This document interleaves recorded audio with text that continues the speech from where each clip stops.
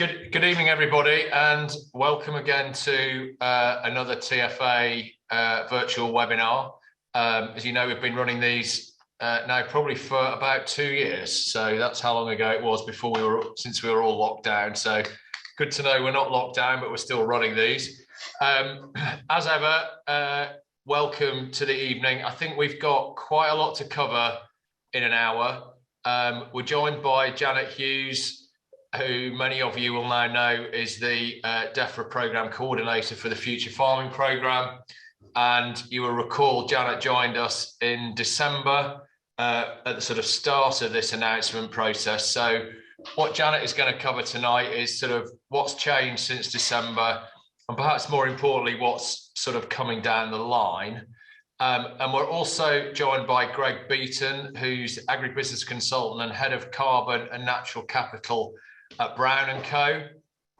I hope Greg's got a big business card. That's quite a big title and quite a lot of knowledge needed, I suspect, to cover that, Greg. So it's really good to have Greg here tonight. And Greg's going to cover a little bit more about how, as commercial farming businesses, we can get the most out of SFI and the future programs coming down the line, starting obviously with SFI 22. We'll also be joined a little bit later, subject to her children behaving, by Lynette Steel, who a lot of you will know is our TFA Farm Policy Adviser, and Lynette will join us for the Q&A sessions. As regards Q&A, we have had a few questions submitted prior to the event, but please use the Q&A button at the bottom of your screen. In my case, it's in the middle of the screen rather than the chat button. So if you could just remember to use the Q&A, we will pick those up between George and myself. We'll try and pick those up and coordinate those. So where you've got questions, please put them in there and we will pick those up. Just a couple of obvious sort of housekeeping things. First of all, just to remind you that the webinar is recorded and will be edited and then will be available on the TFA YouTube channel, as well as within the news section of the TFA website for you to share or to watch back on demand. Interesting to note that we have had quite a lot of people watching these after the event, so there is clearly some traction with them, which is really good to see. And as ever, we are really pleased to have Barclays sponsoring this series of webinars. Barclays are big supporters of the TFA, and we very much welcome and thank them for their sponsorship for this range of webinars. So as I say, I think we've got quite a lot to cover. So without further ado, we'll head on to our speakers. I'll just give a little bit more background to both of them, perhaps before we start, and then we can just get cracking. As I say, Janet, you know, she's the Programme Director for DEFRA's Future Farming and Countryside Programme and has been in that post since June 2020, so 2 years. She heads the team that's responsible for obviously transforming the way we support and regulate farming in the countryside in England, and over the next 7 years, the programme will be closing down our existing EU-based schemes and replacing them with environmental land management, various grant supports, innovation, R&D support, including new regulation and enforcement. And Janet's job is to make sure that the programme delivers all this successfully in a way that works for us as farmers and achieves the intended outcome. So Janet has a fairly big job on her hands there, so it's really good to be able to welcome her and for her to give us the time this evening. Greg Beeton, as I say, agricultural business consultant and head of carbon and natural capital at Brown & Co. He's been with Brown & Co since 2019 as a divisional partner and was brought in to develop and lead the business across the natural capital and carbon and environmental land use initiatives as we transition from BPS to the ELMS programme. And prior to Brown & Co, he was a group director of a large international charity and headed up commercial consultant divisions, as well as leading programmes across Asia and sub-Saharan Africa. delivering agribusiness, renewable energy and climate mitigation interventions. So I think Greg is in a particularly good place to understand where we're all heading, and look forward to hearing from him this evening. So as I say, welcome to everybody. I hope you enjoy the evening. Please use the Q&A to type your questions rather than the chat box. That would be really good.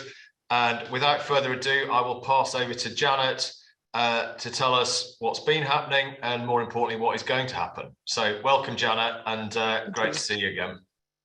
Thanks very much. Lovely to be here again. Thank you everyone for dialing in, and thank you very much, Mark, for having me along, and for all the work that you do with us in the programme to help us make it work for tenants, which is obviously absolutely critical to us, because if the reforms we're putting in place don't work for tenants, then they don't work. So I'm really keen to hear this evening what your questions are and what your concerns are, and to hear feedback. If you don't get a chance to do that, or you don't want to do it in front of everybody, or you have an afterthought and you want to get in touch, I've put my email address in the chat, and you're more than welcome to get in touch. And if you can't access the chat, then my email is janet.hughes@defra.gov.uk. And I'm pretty easy to find on the internet as well, if you want to get in touch with me in some other way, on Twitter, the Farming Forum, or anywhere else. So do get in touch and follow up afterwards and let me know what you think, and I'm very happy to answer any questions. So what we're doing in my team, and what my role involves, as Mark says, is we're taking England out of the Common Agricultural Policy. So we're phasing out basic payments, as I'm sure you're very well aware. We're looking after all the existing agri-environment schemes, Countryside Stewardship, environmental stewardship, and then we're going to be introducing new environmental schemes which support food production and sustainable farming. So that, because we believe those two things need to go hand in hand for the future of farming and for the environment and climate change. And the new schemes, as I'm sure you know, include the Sustainable Farming Incentive, where we'll pay you to do things in the course of your farming which support food production and also the environment, through the Local Nature Recovery Scheme, which you will be able to enter as individual farmers and as tenants, where we'll pay you to do the sorts of things we currently pay you for in Countryside Stewardship, and also a wider range of options of things you can do alongside food production for the environment, flooding, climate change and other such things, but also lots of the things in there help you solve problems on your farm. So that's Local Nature Recovery. And then the Landscape Recovery Scheme is for much longer term, larger scale, land use change kind of projects, but there are very few of those in this Parliament. So we're about to award the contracts for the first 10 to 15 projects only of those. It's the other two schemes that are going to be much more at scale. So in this Parliament, it's all about Countryside Stewardship. If you're not in that already, then you can still come in for the next couple of years, and Sustainable Farming Incentive. And we can get into a bit more detail about those. We're also in our programme looking after the productivity schemes that we introduced, so the grants for productivity and innovation and research and development on your farm. And we also look after farming regulation and enforcement and trying to make that fairer and more effective. So you can ask me questions about any of that. You can ask me questions about other things too, but I might have to say that I don't know if you ask me things outside that already quite big remit. But I'll do my best to help with whatever you're interested in talking about. So things that have happened since December. We've got our SFI pilot up and running now. We've got everybody in it. We've got 852, I think it is, people now with live agreements in the pilot. We've made the first bunch of payments, in some cases the first 2 payments. They're getting paid quarterly. We're learning a lot from that pilot. It's really, really helping us to understand how we can make schemes work for farmers, and how we can make them accessible, straightforward, fair, workable on the farm, and all the things that we're trying to achieve. And we're also, that's the pilot, and we're also almost ready now to launch the main scheme for everybody to apply for. So we're due to do that at the end of next month. We're currently trialling it with a few, it's ready, it's live, it works. We've had the first few farmers testing it for us to make sure it definitely works. We've had the first few who've gone all the way through and applied for an agreement. And we're going to be scaling that up over the next month until we get to the end of June, when we'll make it available to everybody. And what we're offering this year in the Sustainable Farming Incentive is just the beginning. So we're offering 2 standards for soil health and 1 for the uplands, but we will be adding in more things that you can get paid for through SFI over time. And you'll be able to change your agreement every year as we add in more things that you can get paid for. You can add those into your agreement if you want to. And we've really worked hard with Tenant Farmers Association to make that scheme accessible to tenants. So the scheme agreement length will be 3 years. But actually, even if you're only on a rolling 1-year license, you can still come into the scheme and leave without penalty if you lose management control of the land. So we've really worked hard to try and make sure that we make this scheme much more flexible than those that have gone before. In terms of what's coming next then on SFI, we'll launch the scheme for you to apply at the end of June. And then we'll be publishing more information over the summer about what the other standards are that are coming, what else we're going to pay you for through the Sustainable Farming Incentive over the next 2 or 3 years, so you can plan ahead and see what does my overall package of things look like that I want to get paid for. And we're also in the summer going to publish more information about local nature recovery. And part of what we need to do there is dispel some myths about local nature recovery. So local nature recovery is the successor to Countryside Stewardship. You can go into it as an individual farmer. It will be accessible to tenants. You don't have to team up with other farmers. There will be opportunities to do that, but you don't have to. You can have an individual agreement on your own. And it will be everywhere. It's not just for some areas of the country or anything like that. It's everywhere. And it will be for you. You can choose what the things are that you want to do from across SFI and local nature recovery and landscape recovery for that matter. You can choose the combination that makes sense for you on your farm. So we'll be publishing more information in the summer about exactly how that will work, what are the things we're going to pay for, a bit more information about what the particular options are going to be in that scheme and how it works and how it fits together with SFI. Meanwhile, we've been improving the existing schemes, and in Countryside Stewardship last year, we saw a 40% increase in applications, and it's open for applications now for agreements to start in January. And then next year will be your last chance to come into Countryside Stewardship. And if you do that, if you're in it already, or if you come in this year or next year, you'll then be able to transfer across to the new schemes when they're ready. So don't hold back if you want to start earning more money, or you want to start earning money if you're not in CS already, and you want to start doing that, then do take a look at this year's offer, next year's offer too. Other things that are coming down the track this year, we've had our first competition for landscape recovery projects. Those are projects, as I mentioned, which are more long-term, more land use change type projects. There is going to be a very small number of those, only 10 to 15 pilot sort of trailblazer projects. And we've just had the application window has just closed for that yesterday. We're expecting we'll publish more information about what those projects look like and who's been awarded a contract once we've been through that commercial process. I think those are the main things that are coming. There's also been a number of rounds of productivity, I should say. And our first round of the Farming Equipment Fund, where you can get small grants for kit and technology, was 3 times oversubscribed. And so we trebled the budget for it to try and meet the demand for farmers. And it's really important to say that the way we're working here is much more flexible than in the past. So we don't have fixed budget allocations. We don't have pillars.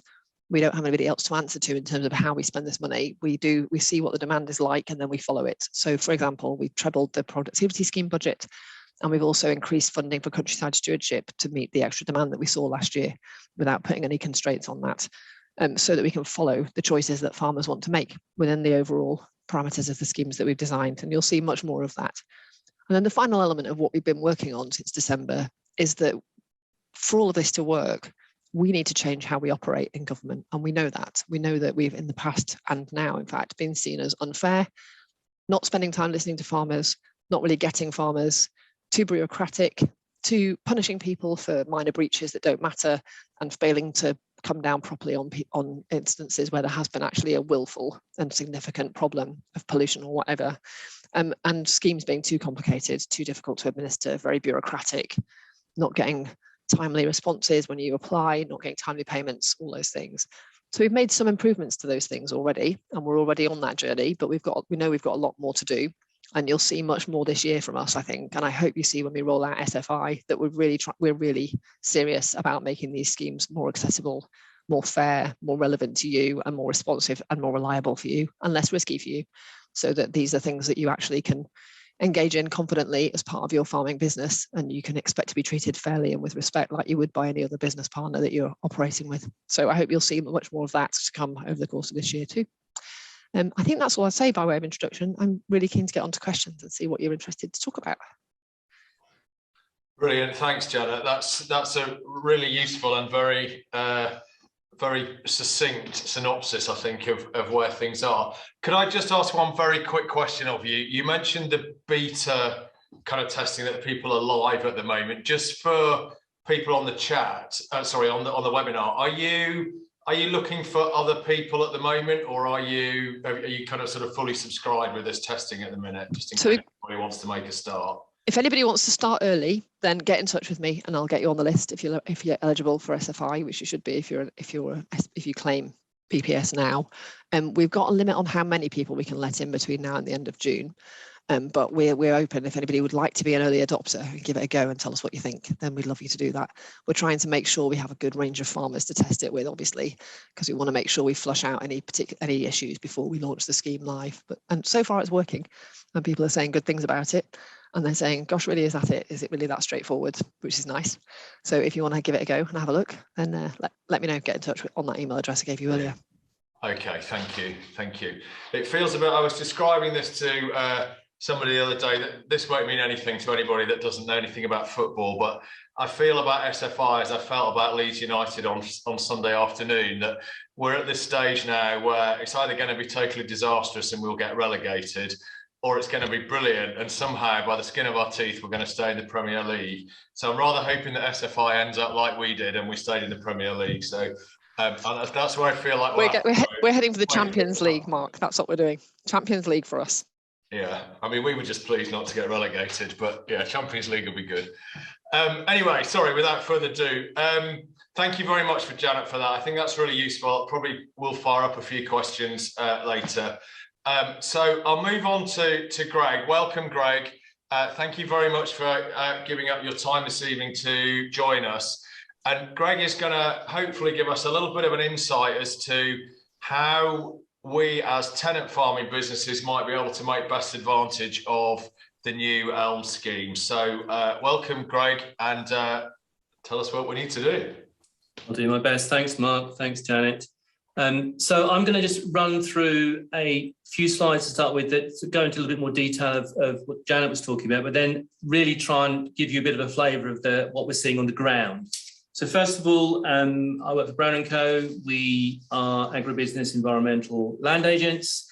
We have a very large farming footprint. We do about 1,400 BPSs that we've just finished in the last couple of weeks. So a pretty good flavour of where farmers are thinking. And we also increasingly deliver a lot of stewardship schemes, about 400 per year at the moment. And we're waiting to see what SFI is going to bring once we get into that. So that's a bit of a latent space for us at the moment. Next slide, please. So I just wanted to talk a little bit also about our work. So we've been working right from the beginning in the pilot phase and now the interim phase of the Future Farm Resilience Fund. And we've worked across the whole country with 750 farmers in face-to-face sessions. And that's given us a pretty good flavour of the change coming. And in those sessions, we talk about the new environmental schemes, the effect of BPS loss, how businesses are going to adapt, and then thinking about how grants and productivity and efficiency measures and benchmarking can support that. And the audience for that, in the next slide, has been pretty representative of the sector, really. So I think across those farmers, roughly half have been cereals and crops, half of them have got some element of livestock in the mix. Farmer ages reflect those of this sector, average age around 60, with actually the next highest group over the 55 to 64 group being the older age bracket, 65 to 74. So we are dealing with a sort of an aging demographic and ones who are going to find it difficult, harder to change. Next slide, please. And just a little bit on land tenure and size. So we've always been very strong with the tenanted sector, and across those 750 farmers, around 44% of those farmers are actually tenants. 44% of the land is tenanted, and then 56% is owned. But if you look at actually the mix of farmers, more than half have got some tenanted land, whether totally tenanted or part tenanted. And the right-hand graph there really just looks at number of farms and the size of farm, and really as size goes up, the numbers of farmers in those categories goes down. So the biggest group are those 0 to 50 hectares, second biggest group 50 to 100 hectares and so on. So we are dealing with the smaller end of land managers and farmers. Next slide, please.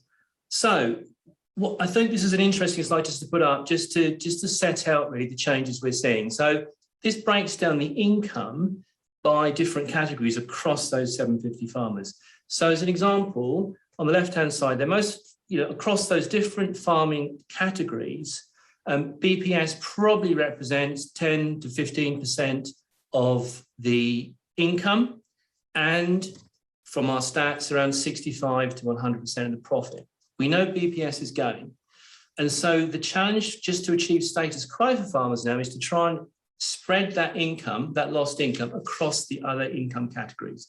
These include opportunities for environmental schemes and stewardship, increased production, which in this case either comes through livestock sales or the produce column here, which is crop sales.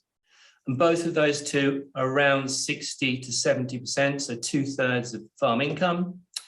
And then another big area is the diversified income, which sits in the other income column here, which could be contracting income for some, it could be tourism enterprises, it could be other diversified activities on farm. We're seeing lots of initiatives into storage, into tourism activities. Dog parks seem to be popping up all over the place.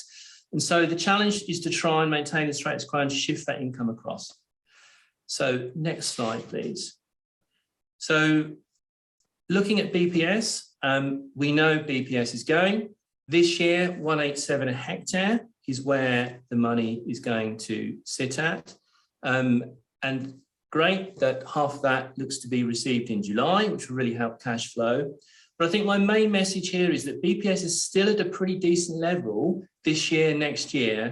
And that together with some quite good commodity prices and the opportunity of environmental income streams starting to ratchet up really presents a bit of a honeymoon period now to really make change. So use the opportunity of BPS while it's here to really plan some change, even take a bit more risk in businesses.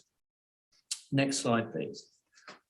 So of the environmental schemes, the known scheme at the moment is stewardship. We are in the window now for applications for that. End of July is the application date. Packs to be requested at the beginning of July. And I think this scheme is proven. A lot of farmers understand it. It forms an integral part of many farming systems now. And indeed, across those 750 farmers, 60% are in a stewardship scheme in some way or form, whether they be in a mid-tier, a high tier, or wildlife offer. So there's still 40% of that group that could still take these opportunities up. Next slide, please. I think what's clear is that there's no downside to getting foot on the ladder with stewardship now for those who are not in it. And the rates have gone up this year. And for more marginal land areas for some, for others where they really have an ambition to create environmental goods, there is some decent income to be had for the scheme. So stewardship is known, it's proven, and farmers can see on the ground how it's working and has worked for others. So that's been a great success story, and I think it will continue to be as it segues into local nature recovery. Next slide, please. So we now have the unknown of sustainable farming incentive. And I do think this is going to be launched, as Janet said, next month with the soil standards for arable and grassland, and the moorland standard and some of the animal welfare schemes as well. It appears to be flexible. The ambition level is quite low to start with. And I do think farmers are starting to think about how it might be part of their system. Next slide, please. From our perspective, what we're looking at is basically saying, actually, at the levels that are going to be on offer in the next month or so, the introductory and the intermediate level, what we're hearing and seeing from farmers is that the introductory level is a fairly low income level, but it should fit with little change for most farmers. And so certainly our view is that this is something that most farmers should be looking at. I think the intermediate level requires a different level of ambition, because at that level, it's really starting to signal system change and starting to move towards more of a different approach to improving soil and moving in a direction where we can move to an agriculture where inputs are reduced. Next slide, please. So eligibility, we know, is really enabling. From a tenant's perspective, no landlord permission required, fairly low requirements for management control over land. I think the thing that is interesting is how this can be synergised with stewardship. And I think that's the area that is causing some confusion at the moment. And hopefully once we start getting some schemes in place and we can start sharing real examples of how it works alongside and with stewardship, I think there will be more interest in actually combining it and synergizing with stewardship schemes. Next slide, please. So practically thinking about what choices are available on the ground and where farmers are now. And I want to link this in a little bit with some of the challenging environment we sit in at the moment as far as input prices and the high commodity prices. So thinking about what to do now as a farmer. So I think firstly, coming back to a basic understanding of the delivery potential of any particular area of land has to be the basic starting point. Understanding what the potential is for growing crops, what the potential is for delivering an environmental good. And so understanding figures, looking back over time, looking at maps, understanding where farmers want to go in the future, that's always a good starting point. I think the second one for me is looking at levels of ambition. And I often will say to farmers, let's set a challenge. Let's look at covering 50% of your 2020 BPS level with an environmental scheme mix of stewardship and SFI. Let's see if we can do that. Let's see if we can get there. And in most cases, we can. And I think that ambition then sort of starts to get the mind thinking about what is possible. I also will say for smaller farms as well, that actually let's set a minimum bar of say £5,000 for an income from an environmental scheme. Let's try and get to that level, because that level then makes it worthwhile. I think the flexibility one is interesting. As we've seen with markets and the like at the moment, nothing is static at the moment. I think stewardship schemes and environmental schemes do offer the opportunity to build in flexibility, whether it be on an annual basis, with rotational options, whether it be with SFI, where you can start with a very low ambition and start building to higher levels going forward. So I think flexibility is important to allow to adapt to particular annual sort of shocks in the system. The next one on supporting system change, I think, is an interesting one, because I think the ambition as we move forward with agriculture, and I hear this increasingly from farmers, and I think there's been a real sea change there in my conversations of understanding that we do and we will be moving towards more of a regenerative agriculture approach. We want to get more from soil. We want to create healthier soil to reduce the level of external inputs. And I do think that starting to put in place the building blocks for those is at the heart of SFI and to some extent stewardship. And starting that journey now early is something that I increasingly am seeing farmers starting to appreciate. And I think that should be supported. I think it also helps to sow the seeds for future income streams, which might be around carbon sale. It could be, once you've got a baseline in place, it could be around producing clean water or reducing flood risk erosion, those sorts of things, which will come into a portfolio of income on farm. And understanding how synergies between the schemes can be put together, I think, is another important one. My starting point is always start with stewardship, and let's build and see if we can build SFI on top of that and maximise that mix. And the last one really, I think, is around farm production economics, and we're seeing very unusual times at the moment. I think not everybody is able to access the high prices we're seeing particularly for cereal crops, but I think everybody will feel the squeeze of price inflation.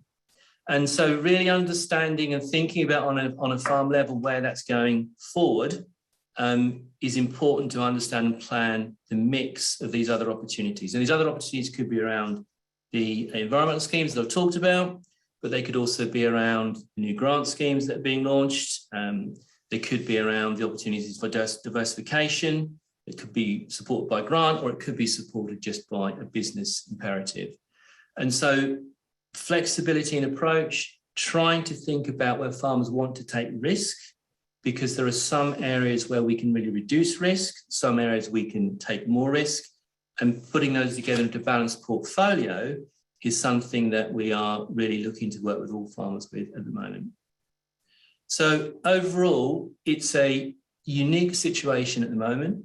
I think this year provides some real opportunity, and probably this is going to be the pivotal, the best year, if you like, of the differential between outputs and inputs. I think next year we're going to see some lessening of the difference between the two, but I think we are in here this year and next year in a position where we do have, hopefully, some opportunity to make change and link that with BPS still at a reasonable level and emerging stewardship schemes. There's lots of opportunity out there, I think, for the sector, which I think is something that we should all grip and hold on to. Thank you. Thank you very much, Greg. That was really interesting, and I've made quite a few notes from your comments there about just generally what we should be looking at and what makes it worthwhile to do it, when we should do it, and so on. So I might just come back and pick up on a couple of those. I think if I can bring Janet and Lynette in now onto the panel, and we'll do a few sort of Q&A things. I'm going to just start with some maybe some kind of more admin questions, Janet. I think we've had one specifically from Robert Sidorn, and Greg touched on this earlier about the importance of being able to get into Countryside Stewardship. I think the general question is, can you just clarify, if you like, what the last date is to apply for Countryside Stewardship, and therefore at what point your stewardship scheme must have, if you're in one already, when it ends, when are you able to join? Robert's specific question was his scheme ends at the end of September 24. Is he able to start a scheme on the 1st of October 24? So sorry, I'm firing a couple of questions there, but that's more sort of admin stuff, but it'd be useful to know. Yeah, so I think there's two things here. So first of all, the Countryside Stewardship is open for applications this year for agreements to start on the 1st of January next year. And then it will be open next year for agreements starting by the 1st of January 2025. Is that right? Yes. Yes, that's right. Sorry, I'm confusing myself. So 24 is the last year in which you can come in to CS. However, there is an issue about HLS agreements, because at the moment, all CS agreements start on the 1st of January, and HLS agreements, as we know, can finish in January or September or some other time in between, and we don't want you to have a gap. We've been constrained previously on what we can do about that because we've been operating according to the EU rules, because we're still spending EU money for a lot of their schemes, but that will finish next year. And what we're looking at is where do we put the flexibility in the system to allow you to roll straight from HLS into CSS? So by the time you're done in 24, we will have a way for you to do that. But what I can't tell you right now is, would we just extend your HLS by a couple of months before you join CS, or would you bring the CS forward? Because we're just working out which is the best one of those to do. But one way or another, we'll have a way for you to flow straight from one to the other. And then if you're then in a CS agreement, as you come in, as we go into the kind of post 2024-25 period where all the new schemes are up and running, then we'll start offering you the opportunity to transfer into the new schemes. And what we hope will happen at that point is that we'll have a stampede of people, because you're so enthusiastic about the new schemes, you can't wait to get into them, and that we will have set ourselves up to manage that. And we haven't decided exactly how that's going to operate yet. But the most important thing during that time is that people like you who are already in schemes, already delivering all this value, you are our precious, most important people, because we absolutely can't afford to have it go wrong for you, because first of all, we want you to carry on delivering those goods that you're delivering, but also we want you to tell everybody else how great the new schemes are. So it's very important that we offer you a smooth way of doing that, and that you can see a very significant improvement coming into the new schemes. So I'm hoping that well within that 10 years, you would be wanting to make the leap into local nature recovery at that stage, and we'll make it really easy for you to do that. So yes, you can come into CS. We'll make it possible for you to roll one straight into the other, and then we'll make it possible for you to transfer into the new schemes when they're ready. So just to recap, Janet, the last application that you can have for a CS agreement will be January 24 to start in January 25. Is that right? I'm really sorry, I've confused myself. I've had a long day. So you can apply this year to start in 2023. You can start, or you can apply in 2023 to start in 2024. After that, all new schemes will be coming in through, all applications will be coming in through new schemes. Okay, so to So ask, actually, in this particular case, you might actually come straight into the new scheme at that stage. yeah. So in Robert's case, ending in September 24, Yeah. he would be actually really looking at not another CS agreement, but a future ELMS agreement. Okay, yeah, probably. And I realise that what I'm saying is a bit sort of, we're not quite sure how this is going to work yet. I recognise you need to know this information. Yeah. So all of this stuff we will publish this year, so you know exactly what the path for you will look like and what the options for you will look like and when. No, really useful. Thank you. The second one, which James Seller has raised, which again is more probably for clarity here as anything. James asks, with landscape recovery, as far as he understands it, it will take a third of the budget. However, he can't see quite how tenants can get involved because of the length of tenure and the size of holding required. Could you just clarify probably a bit on the budget and a bit where you might see tenants being able or indeed not able to? Because I think our view is that landscape recovery is quite difficult, if not completely excludes tenants for obvious reasons. So, but specifically on the budget and where you see tenants fitting into that. Yeah, so in terms of where tenants, maybe I'll do the budget first actually, because that might put your mind at rest a bit. So the landscape recovery projects, these are the long-term significant land use change or habitat restoration or water course protection or whatever type projects. It's entirely possible to do those either from a group of farmers with farming included, but it's not likely to be a kind of highly commercial type farming operation. It's likely to be much more of a kind of balance between nature and farming. We have said in the way that we've set that up that it's important that any tenants and other local communities and stakeholders are fully included and consulted as part of that process.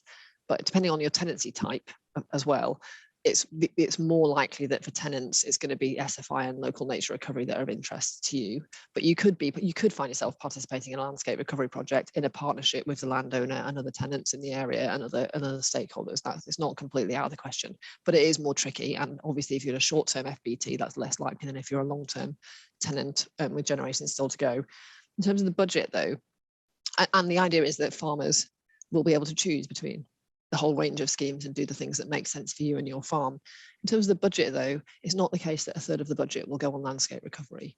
What we said when we published this was that a third of the budget would go on farm type level type activities, roughly. A third would go on things which are more locally specific, so the sorts of things we pay for through Countryside, some of Countryside Stewardship and local nature recovery, and a third would be going to landscape type activities, including through the Nature for Climate Fund. And actually, almost all of the farming budget is going on Countryside Stewardship and SFI over this Parliament, and also the productivity schemes that we've got in place. The vast majority of the budget is going on those. There's only going to be a maximum of 20 to 25 landscape recovery projects. Most of the money for landscape recovery is coming from a separate fund called the Nature for Climate Fund, which is not from the farming budget. That's a separate pot of money. So I know there's a lot of worry around about this. This is one of those things where we said something that was quite carefully nuanced, and it's been interpreted as actually a much harder set of pillars of funding. And the second thing to say about that is we don't have pillars in this set of schemes like we used to in the EU. So this is not a kind of hard, we're not going to make a hard allocation of X amount for SFI, X amount for Countryside Stewardship, because we want to follow farmer demand. So we've seen increased uptake of Countryside Stewardship, so we've increased the budget for that. We saw much more demand than we were expecting for the productivity grants, so we increased the budget for that. If we see less demand for other things, then we'll decrease the budget and reallocate it elsewhere. We want farmers to be able to see a range of choices and to do what makes sense on their farm. But please be assured that the money that's coming out of your BPS is going back into the sector, and the overwhelming focus is on food production and environment going hand in hand, and the money going to farmers, including tenants, who can do these things that we want you to do alongside farming. And the more landscape scale type activities, which particularly are focused on peatland restoration and tree planting, are coming through the Nature for Climate Fund, which is worth 640 million over this Parliament. And that's where all the tree planting, the inland woodland creation offer, and all of those sorts of things are coming from. So that's what the budget situation is. I really hope that gives you some assurance that the money is not being swallowed up by non-farming projects. That's not the case. No, that's useful, Janet. I wonder though, are we in a position yet to be able to obviously, you've demonstrated this with the productivity scheme where there was initial budget and then you were able to expand that. Mm-hmm. But are you in a position yet to be able to say what proportion of the X BPS payment is sort of available for SFI, available for local nature recovery, or available for landscape recovery. Notwithstanding, within each of those pots, you might shift around a little bit on what the options are, because the initial, I'm probably going back 18 months here, was a third, a third, a third. Are you able to sort of put it's now 50% SFI, 30% or whatever? Are you able to put that on yet or not? So I can tell you, between CS and SFI, they will take up the vast majority of the money that we're taking out of BPS. So it's going to be in the region of £2.5 billion over the course of the Parliament going into those two schemes. Now, exactly what the split will be between those two depends on what farmers choose to do. And actually, what Greg was suggesting earlier would be a really wise course of action of go into CS, stack SFI on top of it, and then see what comes with LNR and move over to that. And we really encourage farmers to do that, because at the moment, there's a much wider range of options available to you in CS than there is in SFI, because we're rolling that out incrementally over time. So if lots of farmers go into CS during that time and we see a slower take-up of SFI, that's just fine with us. That's fine. That's what farmers will choose to do. And then we'll provide a way for them to transfer across to local nature recovery later. Local nature recovery is really the successor to Countryside Stewardship. We're not starting to roll that out at scale until 2024-25. And so the budget for that taken across the 3 years is relatively small, but actually we kind of tend to lump that in with Countryside Stewardship because they're the same sort of spending. Landscape recovery, we're looking to let the first 10 to 15 projects now, they're going to be worth about less than 10 million between them. So you can see the kind of scale of difference there. Most of the money for tree planting and peatland restoration is not coming from that budget. It's coming from the Nature for Climate Fund.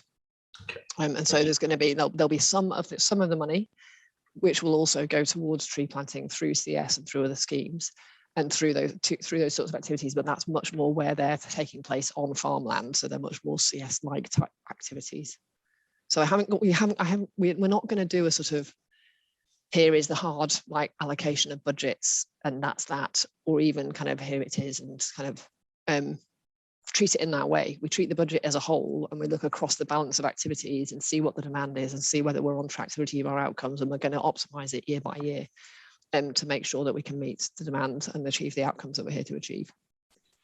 Okay, so just to recap that, you're saying I think there's £2.5 billion for CS and SFI in 22, 23 and 24, because that's the end of the Parliament. Yeah. Leaving the balance of what was in agri-environment schemes, sorry, not agri-environment schemes, in EU support schemes to be either still on BPS because we're still getting paid BPS, or going into LNR or LR. Is that right? Yeah, some of that, but don't forget there's also roughly in the order of magnitude of about 600 million going into productivity support over that period as well. So you've got a kind of CS, SFI, and then LNR as it comes in later, taking up a huge proportion of the money coming out of BPS. Right. And you've got a smaller proportion going on. We've said we'd spend about 10% on productivity. We said that in the agriculture transition plan each year, and that's what we're doing. And then there'll be less than 50 million in total going from this budget going on landscape recovery projects. Okay, great. That's brilliant. All right, thanks very much for that, Janet. I think that's probably a bit more clarity. That's really, really useful to kind of know that, and perhaps gives us a bit more comfort on that. Yeah, and I should say, by the way, that's not because we're reneging on landscape recovery. It's because most of the money for that is coming from the Nature for Climate Fund over this Parliament. So we're not. Yeah. It's not from the farming budget. It's just from another budget. It's not because we're not doing it. Yeah. We are, but this budget is about farming, food production, and doing that in a sustainable way. Yeah. Okay. Thank you. That's really useful. Thank you very much for that, Janet. Really good answers to hear. Okay, so I'm going to move on a little bit. That was supposed to be admin, but I think maybe there's a bit more. There's a bit more than just admin in there, I suspect. So I'm just going to change topic a little bit, maybe just to the general economics of this. And Greg, maybe you could come in on some of this. I was interested to know your comment in your presentation that you thought if we, as a sort of farming business, you should be aiming to get something like £5,000 out of I think you said agri-environment, but SFI. In my very basic maths, that's about 227 hectares of land, because that's at a basic introductory level. A lot of the farms that you were working on the Resilience Fund are significantly below that. I wondered, are you suggesting that below £5,000 people shouldn't be getting involved? How does that work, or should they be dipping their toes in the water? How does that work? And maybe I can add a supplementary question to that, which I guess is also for Janet and Lynette. I think here maybe you could have a spin on where our members are with this, Lynette. We've had a question sent in prior from a member in Somerset saying, bearing in mind the likely high prices and costs of arable commodities over the next 2 to 3 years, are DEFRA actually expecting a low uptake into the new schemes? Maybe I could spin that for you, Greg, which is, should we be holding our hands and taking advantage of those higher prices and entering the schemes later? So therefore, actually, by definition, having a lower uptake. So I don't know who wants to kind of come back on that quite general thing first. Okay, so let me pick up on some of those points. So just on the point around my £5,000, that was actually sort of a stewardship and SFI combination, because SFI ultimately is a numbers game. The more land you put into it, the more money you get. And because to start with, anyway, it's quite a low payment per hectare, then the levels of income are going to be pretty modest for smaller farmers. And I do think at the moment, then that is a bit of a barrier for smaller farmers looking at it, that with the potential complexity and unknown of a new scheme. So, but I do think the 5,000, that's sort of a general figure, just so that the schemes receive the right level of attention and actually feature as part of a farming system. I think that's really important. If it's too small, it tends to get put on the sideline. And one thing I'm really strong on is that we need to, as a sector, we need to be really strong on ensuring we deliver goods from environmental schemes in the same way we deliver goods from growing crops. That's, the two have to be viewed in the same light. And I think to take it seriousness, we need a big enough income to actually, put that focus, I think. So just on your commodity and sort of SFI type question. So I think one of the beauties around in the way that Countryside Stewardship is structured is that there's really two broad sets of options. You've got your static options and your rotational options. And the static options, I think, are pretty set, and they tend to be in places where they could provide, buffering or connectivity or in lower output areas of field. So I think those are going to stay. I can't see a big change in those. The big change that we'll see, and this may be not what DEFRA are looking for, I guess, when we're trying to measure delivery of environmental benefit, but the rotational options, I do think we're going to see a big downturn this year in people putting in place those whole field rotational options. And in some ways, that's from the point of view of workability of scheme, fantastic, because it allows the ups and downs of farming to work alongside stewardship.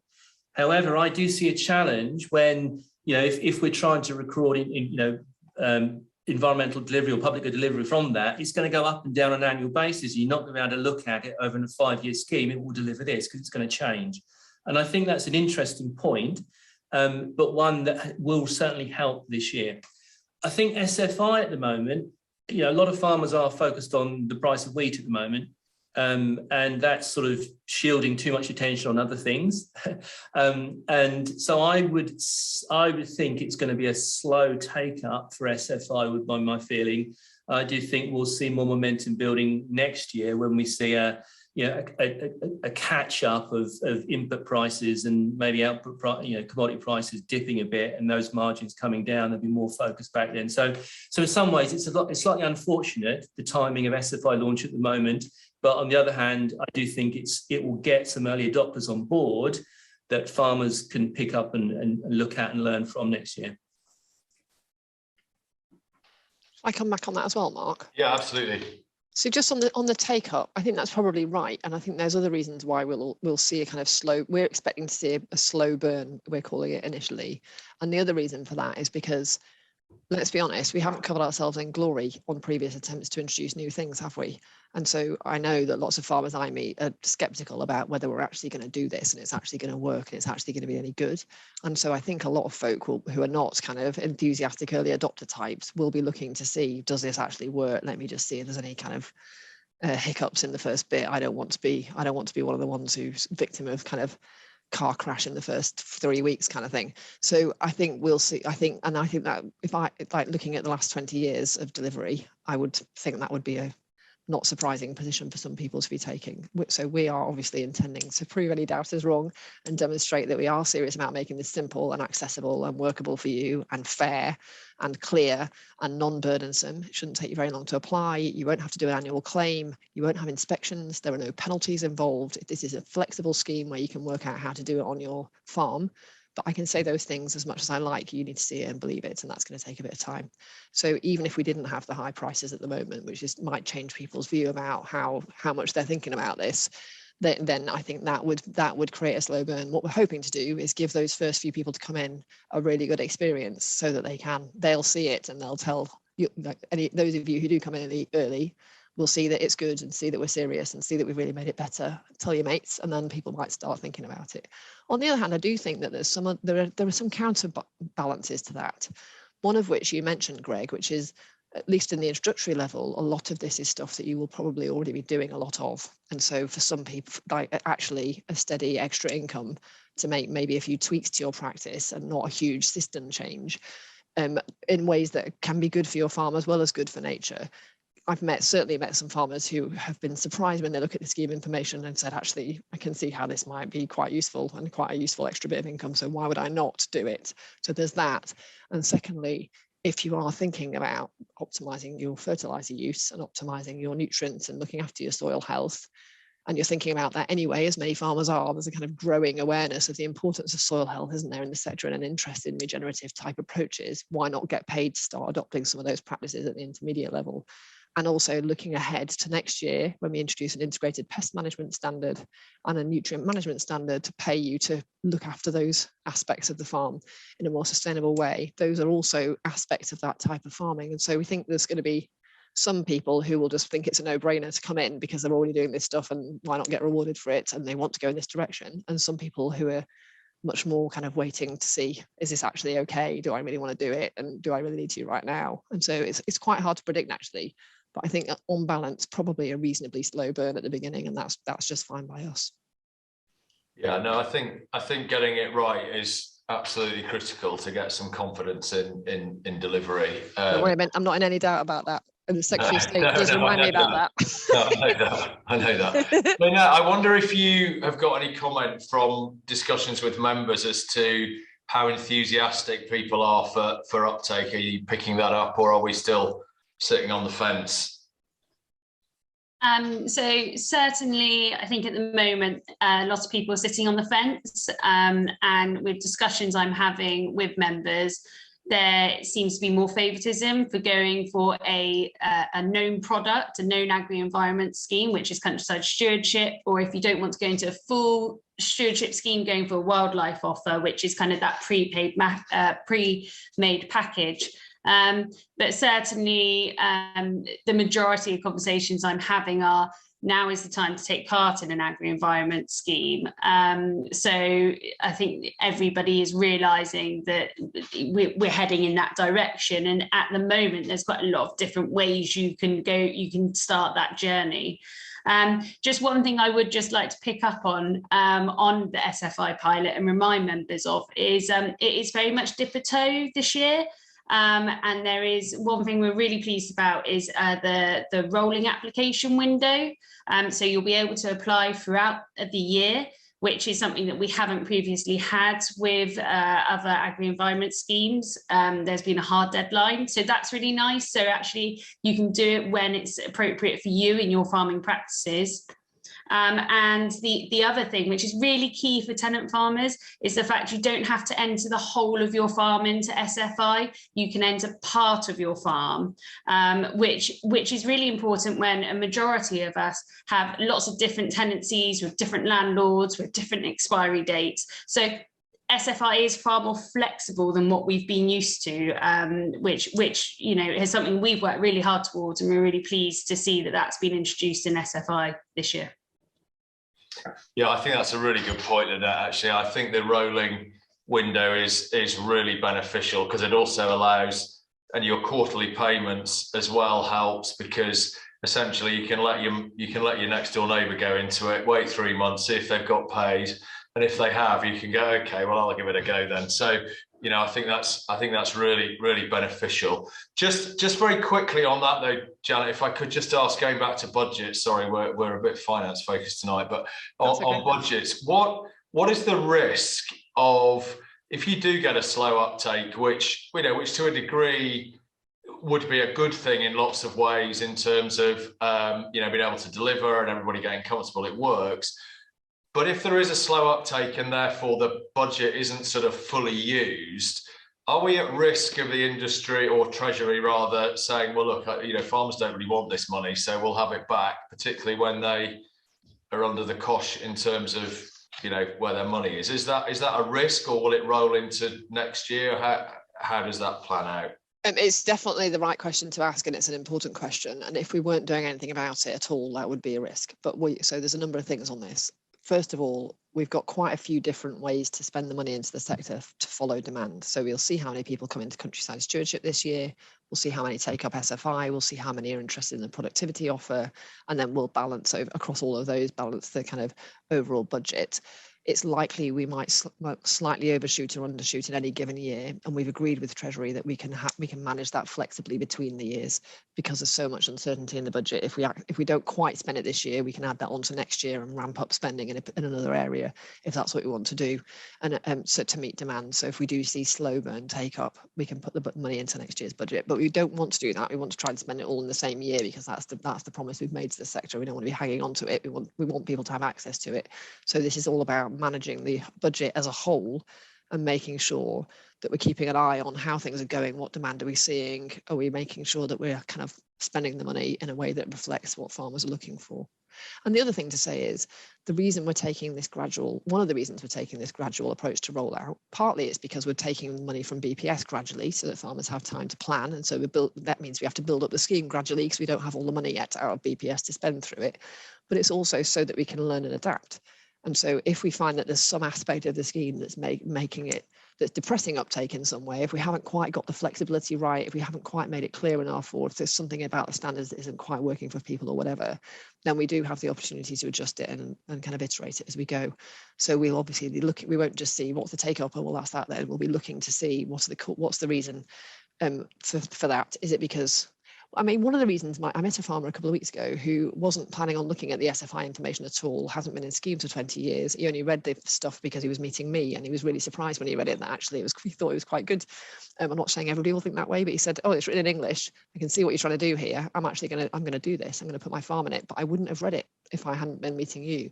And so there's a sort of part of the issue here is getting over the hump of kind of mistrust that's completely understandable, or worry about it not really being any good, or kind of rumours about how it works and all that kind of thing. And so for that, we're doing lots of reaching out to farmers and wanting to do events like this, working with farming organisations like your good selves, going to shows, going to markets, all of that kind of stuff to make sure farmers have got all the information they need to make choices as well.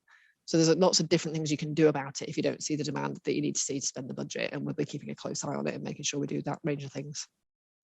Yeah, great. Thanks, Janet. I would actually second and I know Lynette would agree with me on this, that the how-to guides and the sort of T's and C's that have come out are, I was going to say farmer friendly. I think they're just person friendly. I think they read like English, as opposed to lots of previous government stuff, which is less digestible. So brilliant job on that.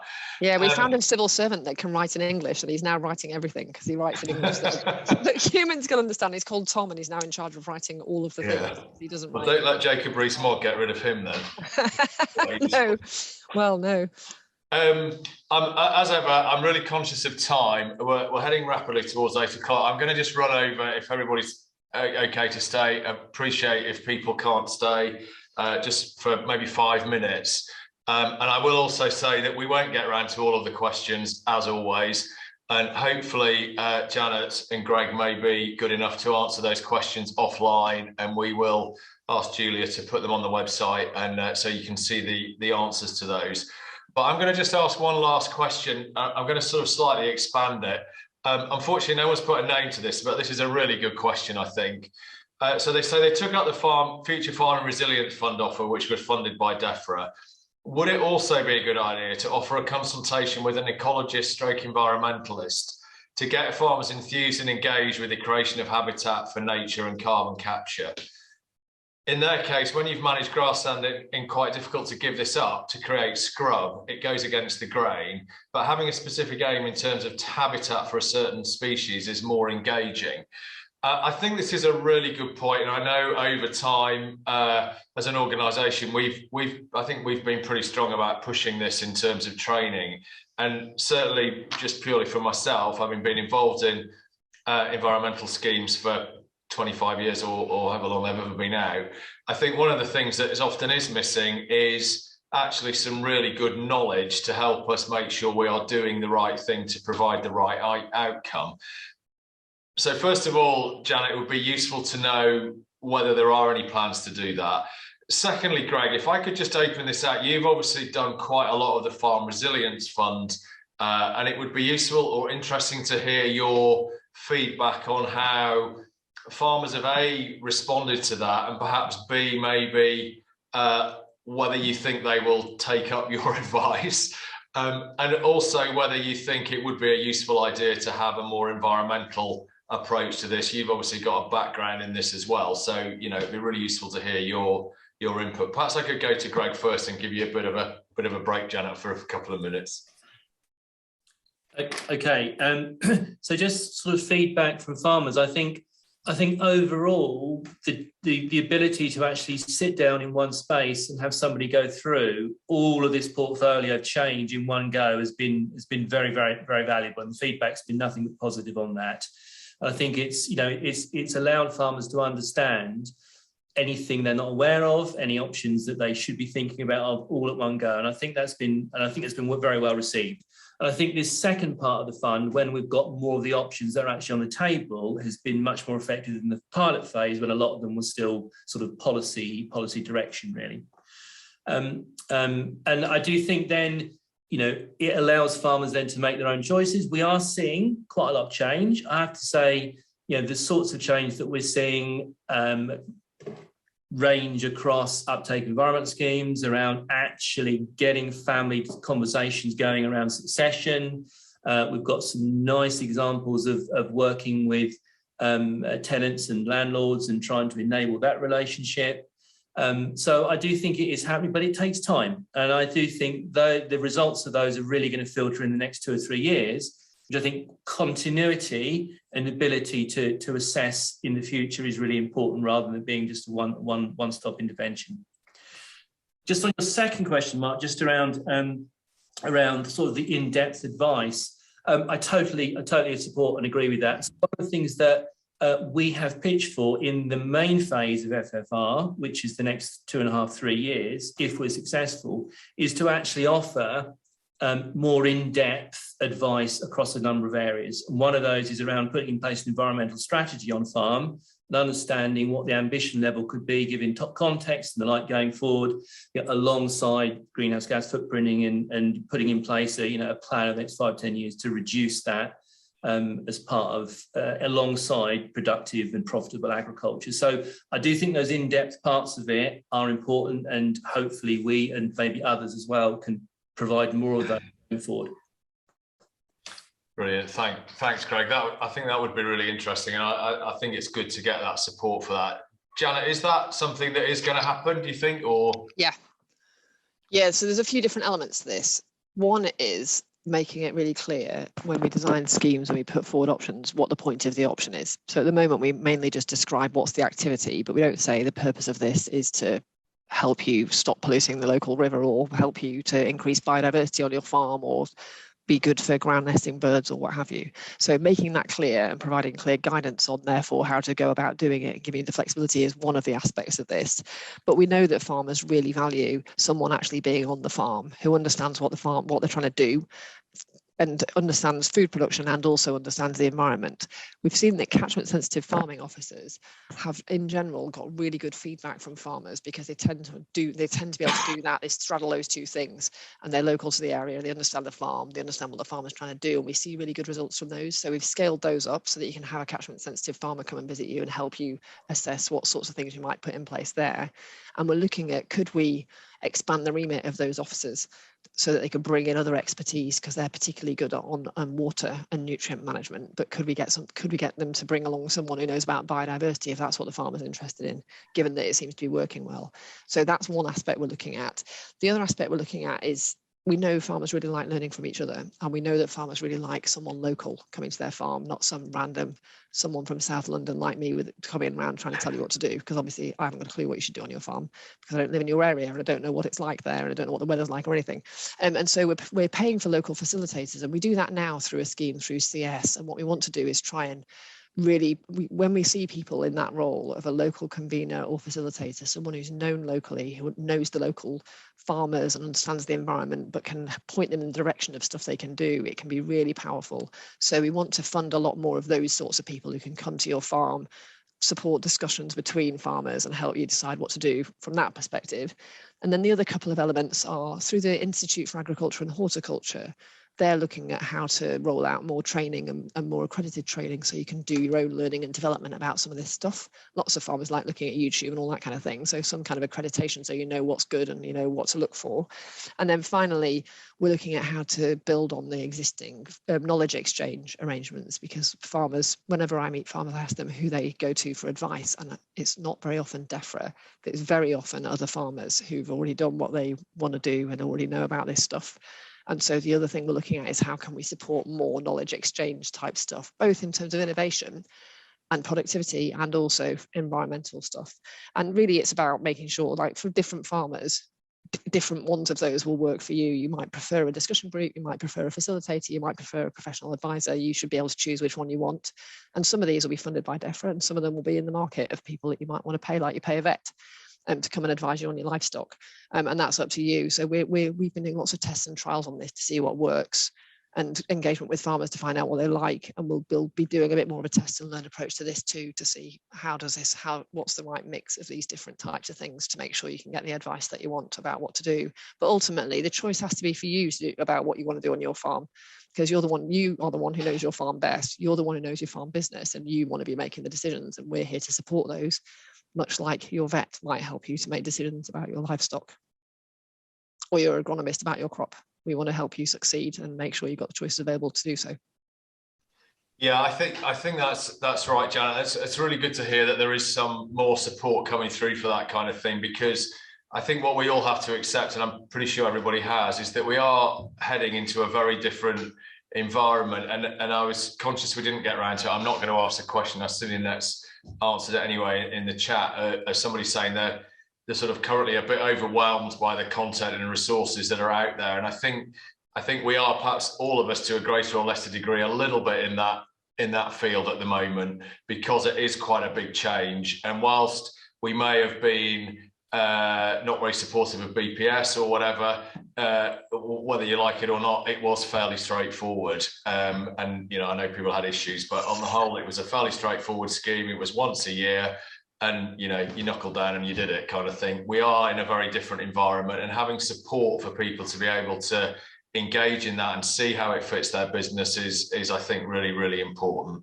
So it is. Can I just say one thing on that, Mark? Absolutely, yeah. Sorry, I don't want to keep everybody, but just Okay. on that. One of the things we need to do, though, is design out the need for that support. So hopefully you'll see when you log on to SFI, you'll see that we've tried to make it so that you can just do it yourself. You can't make a mistake. We'll show you what land is eligible for which bits of SFI, you choose them, and then that's it. We'll pay you quarterly for the duration of your agreement. So you don't have to do a claim, you don't have to fill loads of forms in. We've really made it straightforward. And what we're going to do is build all the other things into that service. So you don't have to learn the names of lots of different things. You don't have to go to all different places. It's all in one place. And it's in language that you would use, not made up policy names. So if you want a cattle crush, you can just look for a cattle crush. You don't have to know that it's the Farming Transformation Fund or whatever. And so you shouldn't need somebody to help you just to find out what's available. That's just not right. And we really want to make sure that we get away from that, really. No, sorry, Janet. I think I was more saying about the type of work perhaps that you know Greg's got involved with is actually people being able to understand what certain actions on their farm, what the outcomes they should expect to be, which is why we use an agronomist or a vet. Is we've got a problem, how do we solve that? This is the right thing to do, and we see the outcome of it. I think it's absolutely, you know, I think it's really good that the form filling side of it should be very straightforward and be able to be done, in a farm office on your own. So anyway, we have inevitably run over time. So apologies particularly apologies to people that have already left. I should have said that earlier. But apologies for people that are now missing their tea or whatever. And thank you very much for sticking with it. Obviously, you can have a look at these back online. 2 or 3 things just before we go, though, just to highlight to everybody particularly in Cumbria and Lincolnshire, but you can come from wherever you want to come. You will be aware of the tenancy working group, which is headed up by Baroness Rock and has been very much encouraged by the Minister, Secretary of State, and Janet is involved in the working group also. This is very much part of trying to understand how we can ensure that tenants can be involved in the new schemes, what the barriers may be for getting into them, and how those solutions can be provided. We've got a really good opportunity as tenants to get involved and engaged in this, and it's a fantastic opportunity in a way that we've been given by the Secretary of State and by DEFRA to air our views on this. So just to highlight, there are 2 upcoming face-to-face meetings, one in Millthorpe in Cumbria on the 15th of June, and one at the Newark Showground, not surprisingly in Newark, on the 1st of July. If you want to attend any of those, because numbers are limited, please get in touch with Julia at head office, and she will make sure you're booked on and give you all the relevant details. So, and we would really encourage members to attend these. It's really important that our views are heard on this. So please, if you've got time, inclination, and you can get to these places, please do so. So just highlight that. Secondly, a massive thank you to Greg, Janet and Lynette for attending this evening. We're always really grateful to be able to access some real knowledge about the subjects that we're talking about. We cover a lot of stuff on these webinars, and again, apologies for running over time. And finally, just a quick thing, this is our last one. We're going to have a bit of a break over the summer, and then probably kick off back again in September, I believe Julia said. So if you don't hear from us in the next couple of months, we've still got TFA news and all the stuff going out. We will be attending shows in person rather than on stands. Particularly, I'm attending a few, George is attending a few, and other local representatives attending a few. So if you see us wandering around, please grab us if you've got questions or whatever. And we'll be back on the webinar trail back in the autumn, when we'll have all had a fantastic harvest, and we'll all have signed up to SFI, and we're September. We'll be signed up in June, so it'll be Q1, and we'll already have received our check from Janet. So that's really something to look forward to. Won't that be great? So anyway, enough from me. Thank you very much for attending. Hope it's been valuable. Thank you very much to Greg and Janet and Lynette. Thanks to Julia for putting it all together. Everybody, hopefully have a good summer. We'll see some of you in the meantime, and go off and get your tea or a beer or a glass of wine or whatever your tipple is.